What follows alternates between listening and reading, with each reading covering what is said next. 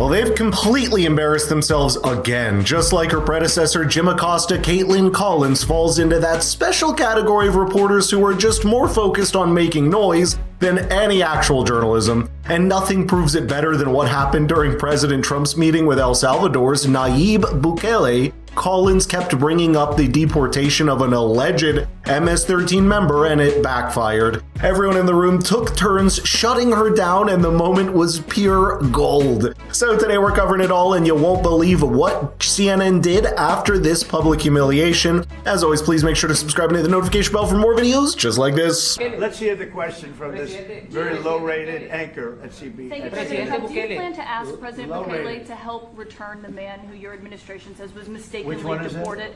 The man who was mistakenly deported to El Salvador? Well, let me ask Pam, would you answer that question? Sure, President. First and foremost, he was illegally in our country. He had been illegally in our country. And in 2019, two courts, an immigration court and an appellate immigration court, ruled that he was a member of MS-13 and he was illegally in our country. Right now, it was additional paperwork had needed to be done.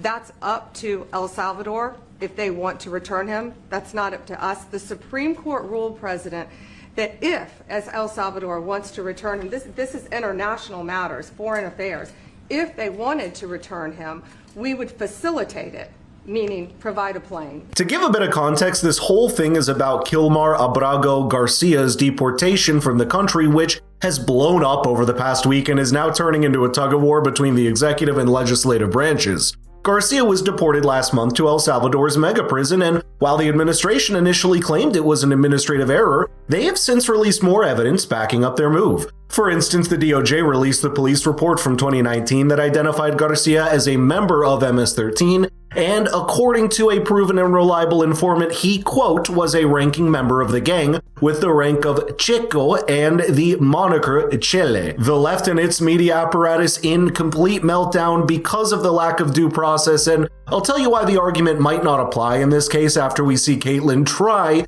and sneakily follow up with President Bukele by asking the same question, and his reply, simply amazing. Can President Bukele weigh in on this?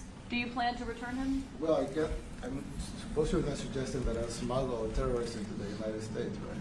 It's always how can I return him to the United States? Like, I smuggle him into the United States, or what do I do? Of course, I'm not going to do it. It's like, the question is preposterous. How can I smuggle a terrorist into the United States? I don't have the power to return him to the United States. But you can release him inside El Salvador. Yeah, but I'm not releasing, we're not very fond of releasing terrorists into our country. We just turned the murder capital of the world into the safest country of the Western Hemisphere, and you want us to go back into releasing criminals so we can go back to being the murder capital of the world? No, that's not going to happen.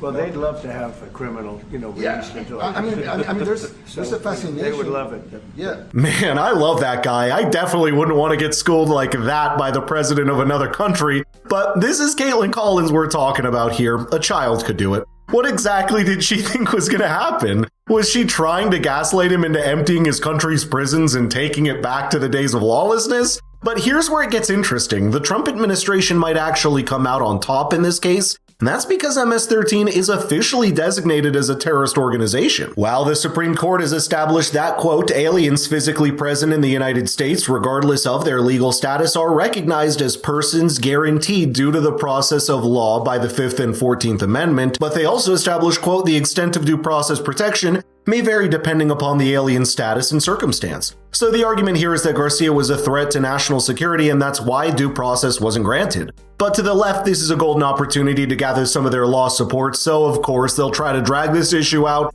turning it into a political spectacle. Even Marco Rubio and Stephen Miller joined the Kaitlan shutdown party, and their takes were on point. Marco, do you have something to say about that? Yeah, Stephen outlined it. I don't understand what the confusion is. This individual is a citizen of El Salvador. He was illegally in the United States and was returned to his country. That's where you deport people, back to their country of origin. Except for Venezuela, that wasn't refusing to take people back, or places like that. I can tell you this, Mr. President. No, the foreign policy of the United States is conducted by the President of the United States, not by a court. And no court in the United States has a right to conduct the foreign policy of the United States. It's that simple. End of story. And that's what the Supreme Court held, by the way, to Marco's point. The Supreme Court said exactly what Marco said, that no court has the authority to compel the foreign policy function of the United States.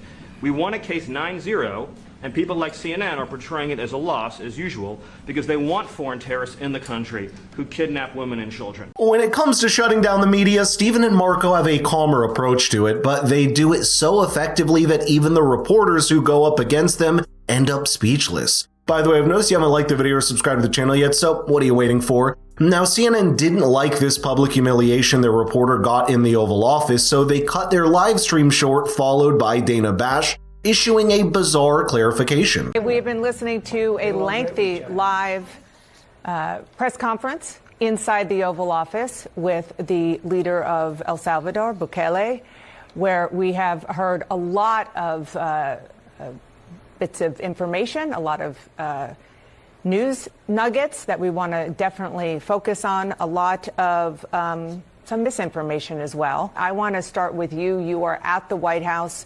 Before I get to you, I just want to say, for the record, since we heard President Trump say in the Oval Office that CNN hates our country, CNN does not hate our country. That should go without saying. I've been here for 32 years, and I see a rhetorical device in him trying to say such a thing. Hate might be a strong word, but the way they go after Trump and anyone even remotely connected to his administration doesn't paint a good picture. Sure, it's their job to ask tough questions and hold people in power accountable, but the double standard, well, it's hard to ignore. We all saw how they covered Biden's presidency and how major issues were swept up under the rug. They might not hate the country, but their coverage tells me they're not rooting for the success of the current president either, or any of our success as fellow countrymen. By that extension, the success of the nation, since Trump is the leader of all Americans and not just the ones who voted for him. To wrap things up, I want to share with you President Bukele's beautiful analogy on the importance of cracking down on crime. It was so impressive that even Trump joked he might steal it for himself. If we can help, we can do it. And we actually turned the murder capital of the world, that was the journalists call it, right? Murder capital of the world, into the safest country in the Western Hemisphere. And, you know, sometimes they say that we imprison thousands.